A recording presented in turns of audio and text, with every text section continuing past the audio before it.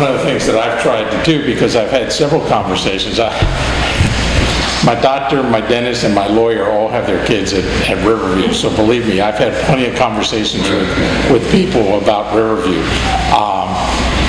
And one of the things that they bring up is that they're educating students for less. Well, there's some things that the district has to pay for that they don't have to pay for, just because of the way they're chartered and set up and stuff. And I've encouraged the district to develop an article around that and put it out there for the public to say, this is why it costs us this to educate students in the broader district, and why Riverview is able to do it for this much. Here's where the differences are, because I think people should know what those differences are. Because right now they're left with, well, why does it cost Riverview less? Well, without a good explanation out there, I don't think it serves the broader district well to have that question running around without an answer to it. My follow-up question is, what is your feelings about that group that's been moving out to use the Shell Elementary School for a charter school? Well, they have every right to do that. One of the things that encouraged me, and this may sound strange, but one of the things that encouraged me about closing Shell Point was that we were going to be able to move the entire student body and very likely all the teachers to one place, which meant we weren't going to take the kids and run them all over the place, which I thought was a positive. Okay.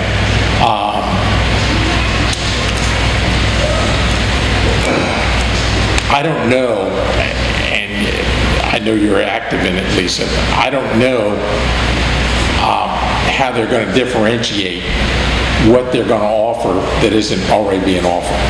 Okay, that seemed to be a part of the editorial the other day. Is what is this group going to do? Because on the surface, as the editorial says, it looks like it's, well, this might not be the most tactful way to say it, but it looks like sour grapes kind of thing, like they closed our school, so we're going to go open a charter school. Well, that's not grounds for opening a charter school. You're supposed to be able to provide some programming that isn't being provided somehow. And when I look at the teachers going with the students, I would expect that there's not going to be any drop-off in quality. I mean, of the education that the kids receive. So you expect that Riverview will make AYP next year, or 2012, 2015? I would hope that all of our schools do. I mean, you know, I don't know whether they will or not. You know, but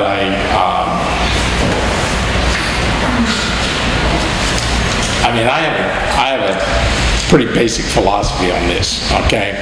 I think quality education takes place where you have good teachers, good leadership, and supportive parents. I don't think that buildings make a lot of difference. Now, buildings can make some difference in the sense that you may have a specialized facility inside a building. I mean, certainly at high schools, you'd want to have quality science labs so that your kids could get a quality science experience in preparation for college and stuff. Having been an elementary teacher,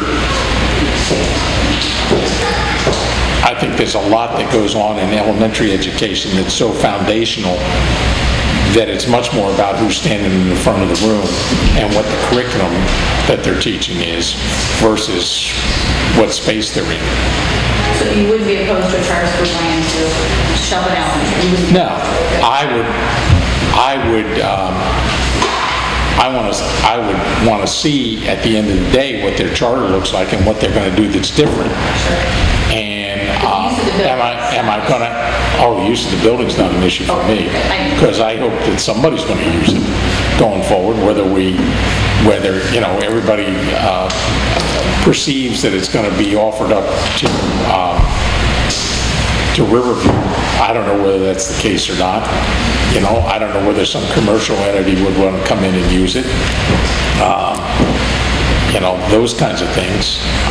if the charter school was approved and they wanted to use that building, I wouldn't have any objection to them using that building. I don't know why we would object to that. I will be honest, I have the same concern that I do financially about Riverview, and that is that it's likely to cost us more out of our general fund if another charter school is formed, you know, and Riverview's actually the third charter attempt in the district. I went through both of the other two, which I think failed miserably because it was very clear from the get-go that they weren't going to open their doors. I mean, I was a principal on Hilton Head when the first one opened, or when the first charter school was attempted down there, and they made no attempt to go out and do outreach to either Latino or Black community on Hilton Head. It was very clear that they, I always felt that some of the people doing that, and this is my own perception, so take it for that, I'm not sure I have any proof, but I always felt that, very frankly, some of the people wanted to avoid having their kids in school with Blacks and Hispanics, you know, and then we had almost the opposite when they tried to form a charter school out on St. Helena. It went almost in the opposite direction, you know. I appreciate greatly the Gullah culture and stuff, but to use that in the modern day world as the root of what you're going to teach kids, I think has the real potential for shortchanging the kids and not giving them some of the tools they need to go forward. It kind of takes me back. If you remember, there was a movement years ago called Ebonics. It started out in the San Francisco Bay Area, and it was all about teaching the kids kind of English, but from a urban kind of street language perspective. And I thought, well, this is wonderful. Now when they cross the bay from Oakland over to San Francisco to get a job, how are they going to get a job when somebody says you don't speak English, you know, or you don't speak standard English, let me put it that way. I'm sorry. Excuse me, let's move on to... I can go on and on sometimes. I have a follow-up. Sure. You said that pretty much all the children in teachers would be moving from Shell Point to Log River.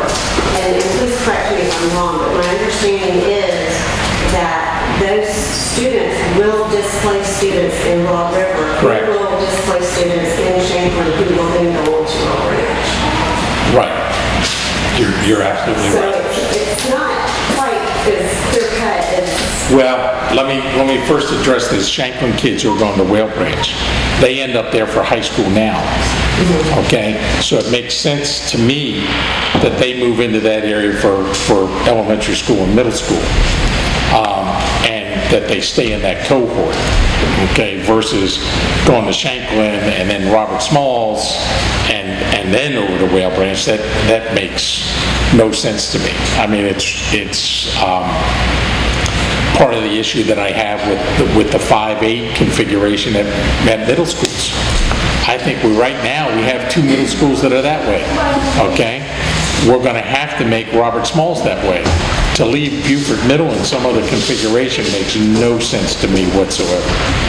Okay, and not have a consistent pattern. If you're moving into this area, which we have a huge turnover every year in the military, okay, and you move in and you've got to figure out where my child goes to school. I mean, you know, if they're in 5th grade, do they go to an elementary school or do they go to a middle school?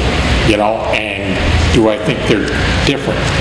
Do we get a consistent, I mean, having been a teacher and an administrator that supervised curriculum and supervised instruction, and having been at the elementary and middle school level, I can tell you that it's going to get presented differently. The same curriculum is going to be presented differently at